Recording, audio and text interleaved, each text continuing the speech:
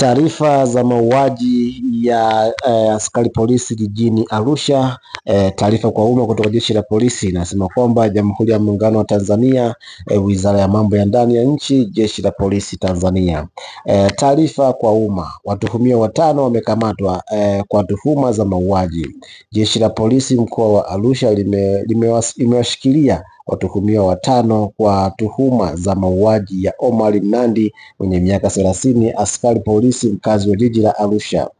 Watuhumiwa hao walitenda kosa hilo tarehe 11 mwezi wa 10 2025 muda wa usiku huko katika baa iitwayo Simaloi iliyopo maeneo ya Kaloleni jijini Arusha, ambapo walimjeruhi mhanga sehemu mbalimbali za mwili wake na kupelekea mauti wake wakati akipatiwa matibabu katika hospitali ya rufaa ya Mount Meru Arusha.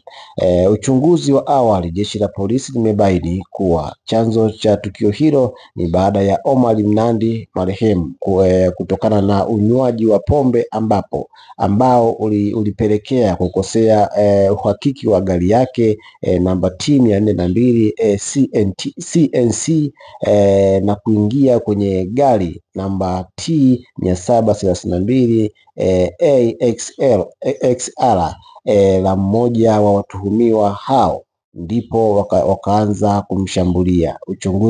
Uchunguzi wa tukio hili unakamilishwa ili hatua nyingine za kisheria zifuatwe.